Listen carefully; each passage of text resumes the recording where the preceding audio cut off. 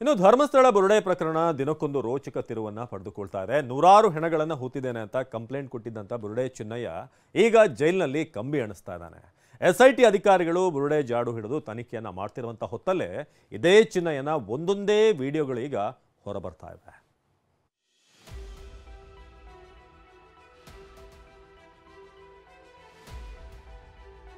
ಅದು 2023ರ ಆಗಸ್ಟ್.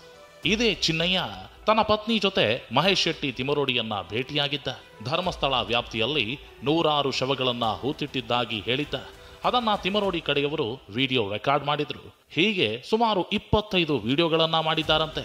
ಯಾವಾಗ ಎಸ್ಐಟಿ ವಿಚಾರಣೆ ವೇಳೆ ತನ್ನದೇನೂ ತಪ್ಪಿಲ್ಲ, ಯಾರೋ ಹೇಳಿದಂತೆ ಮಾಡಿದೆ ಅಂತ ಚಿನ್ನಯ್ಯ ಉಲ್ಟಾ ಹೊಡೆದ್ನೋ, ಇದೀಗ ಒಂದೊಂದಾಗೆ ಚಿನ್ನಯ್ಯನ ವಿಡಿಯೋಗಳು ಹೊರಬೀಳ್ತಿವೆ.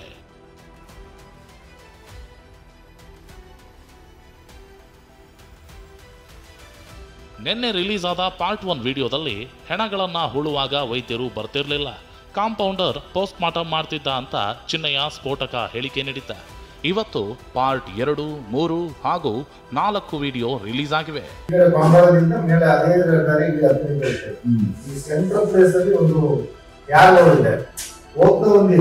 ಆಚೆಯಿಂದ ಬರುವಾಗ ಫಸ್ಟ್ ಯಾವಾಗ ಹತ್ರ ಕೆಳಗಡೆ ಪ್ಲೇಸ್ ಇದೆ.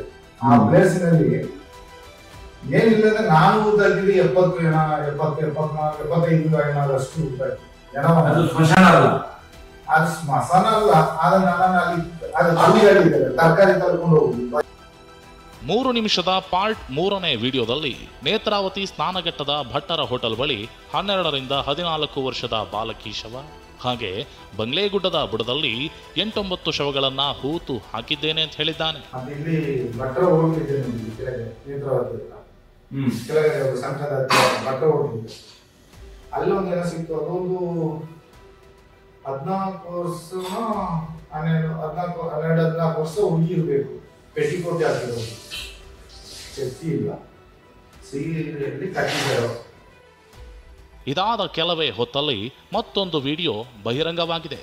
ಅದರಲ್ಲಿ ಸೌಜನ್ಯಾಳನ್ನ ಚಿಕ್ಕವಳಾದಾಗಿನಿಂದ ನಾನು ನೋಡಿದ್ದೆ, ಅಷ್ಟೇ ಅಲ್ಲ, ನೀನು ನಾನು ಹೇಳಿದ ಹಾಗೆ ಮಾಡಿದರೆ ಎಣಿಸಲು ಆಗದಷ್ಟು ಹಣ ಕೊಡ್ತೀನಿ ಅಂತ ಕೆಲವರು ಹೇಳಿದ್ರು ಅಂತ ಮತ್ತೊಂದು ಸ್ಫೋಟಕ ಹೇಳಿಕೆಯನ್ನ ತಿಮರೋಡಿ ಬಳಿ ಚಿನ್ನಯ್ಯ ಹೇಳಿದ್ದಾನೆ.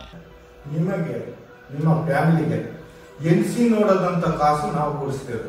ಯಾವುದು ಎನಿಸಿ ನೋಡೋದಂತ ಕಾಸು ನಿಮ್ಮ ಮನದ ಕನಸಿನಲ್ಲಿ ನೋಡೋದಂಥದ್ದು ನಾವು ಕೊಡ್ತೀವಿ.